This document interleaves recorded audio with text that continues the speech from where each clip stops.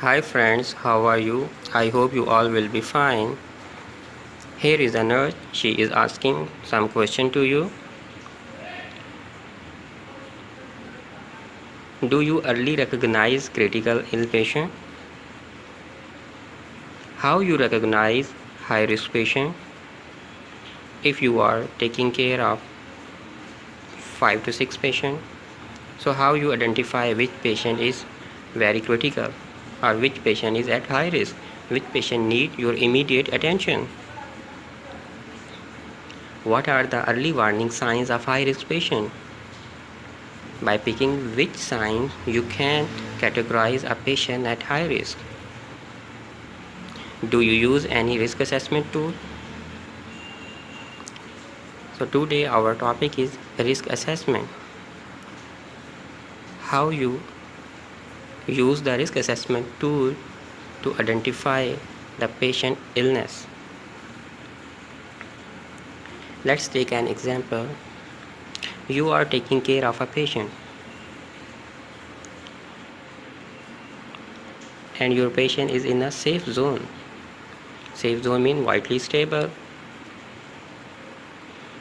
And there is a red zone.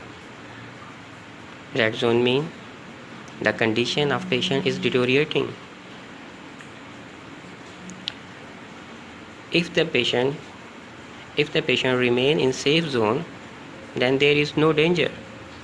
But if the patient come in red zone, you see red zone is a slope.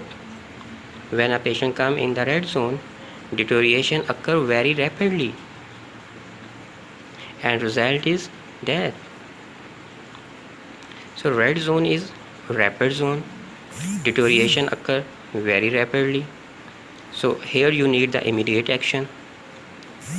But question is that how do you know your patient is in red zone? What are the signs? What are the techniques which realize you that your patient is at red zone? Risk assessment. A risk assessment is a tool which helps you to identify the patient zone. Your patient is in a safe zone or your patient in a red zone. When you categorize your patient is a red zone, it means you need immediate intervention to prevent from life-threatening complications.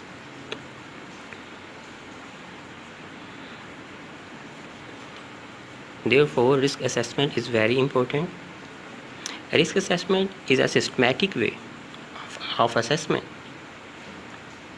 and it's help you to early recognition of a patient. It's provide you enough information which help you early intervention. Moreover, it's a quick and accurate way, and when you use the risk assessment, you early identify the patient and do the intervention, then you prevent the patient from complications.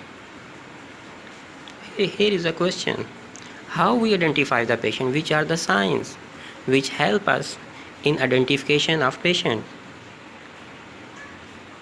Previously, we used classical vital signs. These signs include temperature, pulse, blood pressure, respiration, and pain. These signs are called vital signs, and these signs provide some information about patient condition, but they are not providing complete details of patient condition. Therefore, these signs are extended and 5 more signs are included to assess the patient. These signs are level of consciousness, your patient is oriented or not, oxygen saturation, how much saturation he and she is maintaining, urine output, capillary refill, and labs. These included lactic acid and VBGs.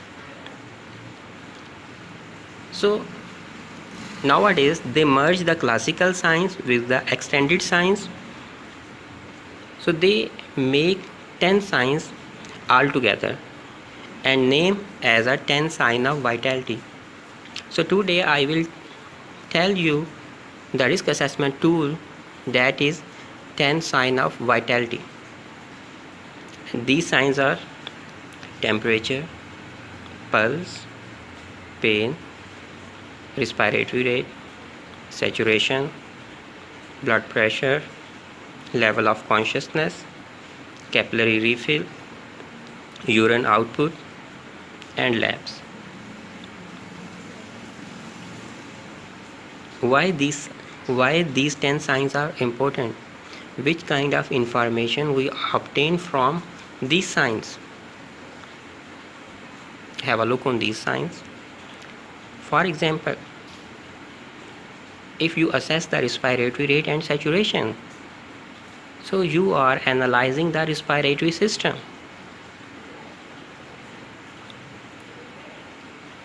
If a patient have altered respiratory rate and saturation, it means something is going wrong in respiratory system.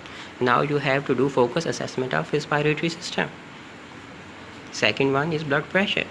If a patient is not maintaining his blood pressure, it means heart is not working properly and hypoperfusion will occur.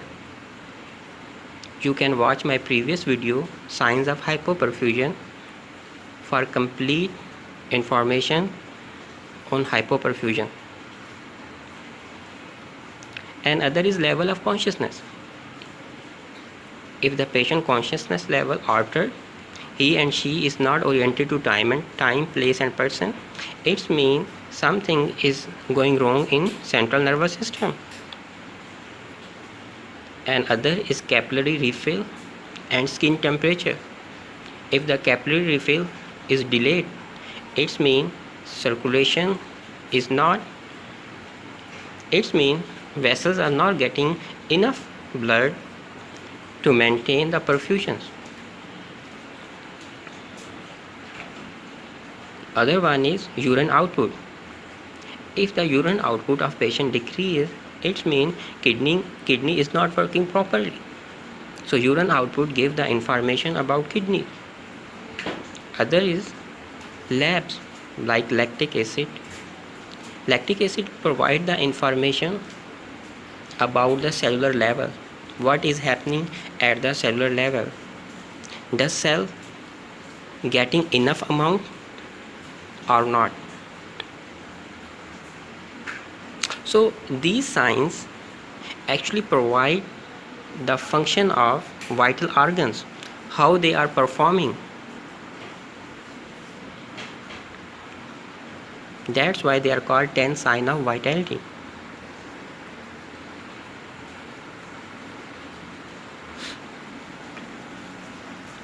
Now take a look on these signs. Temperature. Which sign is very crucial for us? If a patient is hypothermic or hyperthermic, so these signs are alarming for us. Second is pulse. If a patient have a heart rate less than 50 or greater than 100, if a patient has heart rate less than 50 or greater than 100, so it means something is going wrong. It's an alarming sign. Same happen with pain. If a patient complain of pain, is it new onset or the severity of pain is increasing? Now here is a red line. It means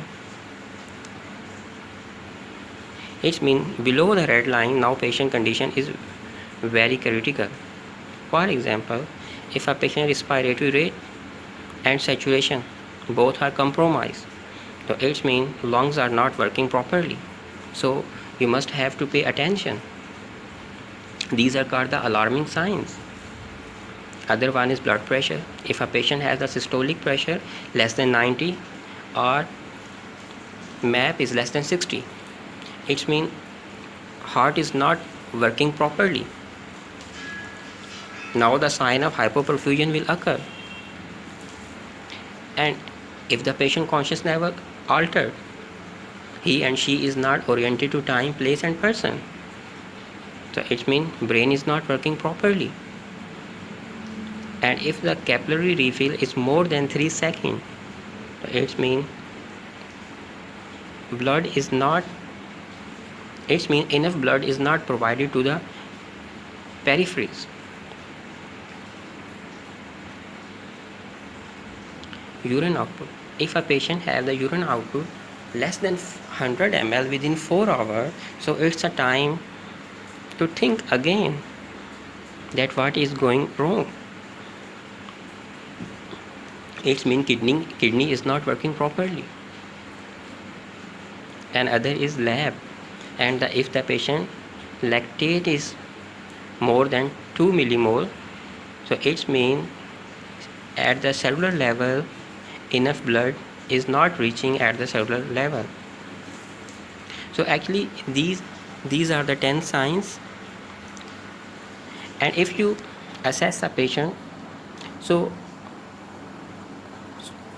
check these signs in a patient.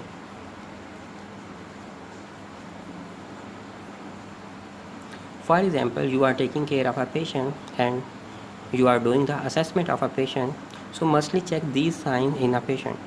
And if you get alteration in any one sign, so check the whole sign. In this video, you just memorize the sign. In my next video, I will tell you how to do assessment on a patient and how you diagnose a patient by using these signs of vitality. So here is a complete picture. You can make a cue card. I hope you will understand. If you have any question, please comment. See you later.